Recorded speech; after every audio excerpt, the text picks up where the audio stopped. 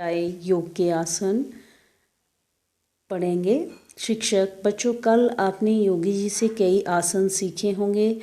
उन्होंने आपको योग से जुड़ी कई सावधानियां भी बताई थी, क्या आपको याद है? विद्यार्थी: हाँ गुरुजी, उन्होंने हमें समझाया था कि योगासन करने से पूर्व शौच कर्म से निवृत्त होना जरूरी है तथा खाली पेट ही आसन करें।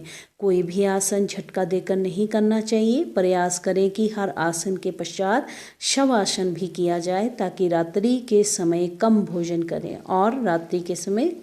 करें शिक्षक: हाँ, योगाभ्यास करने वाले व्यक्तियों को संतुलित आहार लेना चाहिए जिसमें फल, हरी सब्जियां, सलाद आदि शामिल करने चाहिए। विद्यार्थी: गुरुजी, आप हमें कुछ आसन सिखाएं। शिक्षक: सबसे पहले हम ताड़ासन करेंगे। इससे शरीर की आकृति ताड़ के वृक्ष जैसी होती है, तभी हम इसे ताड़ासन कहते हैं। इस आसन से न केवल छोटे कद वाले विद्यार्थियों की लंबाई नित्य अभ्यास से बढ़ती है, अपितु जिन बच्चों को भूख कम लगती है वे भी इससे लाभान्वित होते हैं और उनकी भूख बढ़ती है, जिससे शरीर हृष्ट पुष्ट बनता है। शरीर का टेढ़ापन ठीक करने के लिए भी ये आसन बड़ा महत्वपूर्ण है। अर्धचंद्रासन, ये आसन भी बड़ा लाभकारी है। ये आसन फेफड़ों को शक्ति प्रदान करता है, शरीर के कंपन की बीमारी को दूर करता है तथा रीढ़ की हड्डी को लचीला भी बनाता है। मगर इस आसन के दौरान आंखें खुली तथा मुंह बंद रखें। बोलो कैसा लगा ये आसन? नेक्स्ट, पादहस्तासन। इस आसन का लाभ जो है वो उन विद्यार्थियों को होगा जिनका शरीर अधिक भारी है तथा शरीर में कठोरता है। पद्मासन में ज्ञान मुद्रा और पद्मासन में अंजलि मुद्रा।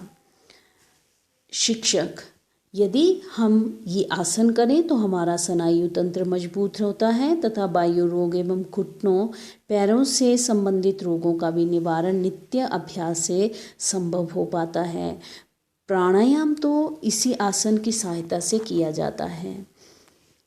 आसन से पद्मासन में होने वाले लाभ तो मिलते ही हैं, परंतु शारीरिक संतुलन भी विकसित होता है। पर्वतासन आसन करके ये आसन करके ऐसा लगता है कि जैसे हमारे शरीर की स्थिति जो है पर्वत के समान हो गई है, इसीलिए इसे पर्वतासन कहते हैं।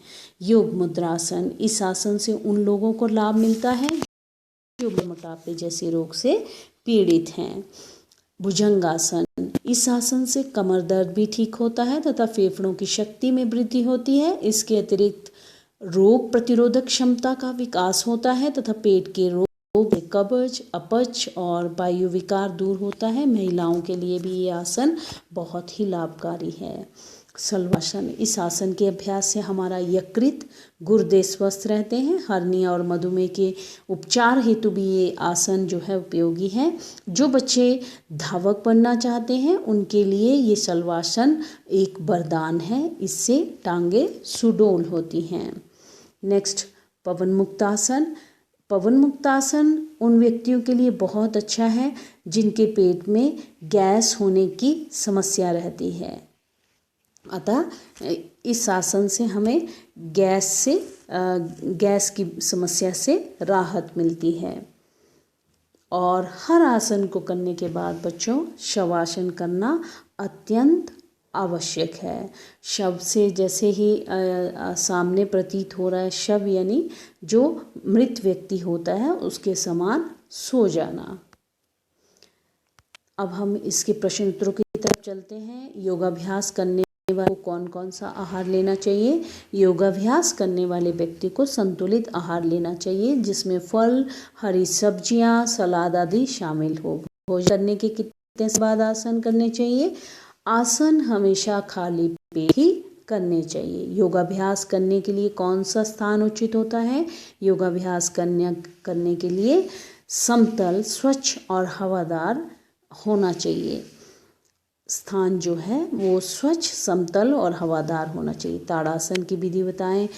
सर्वप्रथम अपने पैरों को मिलाएं और पंजों के बल खड़े हो जाएं। अपने दोनों हाथों को ऊपर की ओर करते हुए हथेलियां बाहर की ओर निकालें और अपने शरीर को ऊपर की ओर खींचें। तत्पश्चात पूर्व स्थिति में आ जाएं। लंबाई बढ़ाने के लिए सर्वोत्तम आसन कौन सा है? तो ताड़ासन।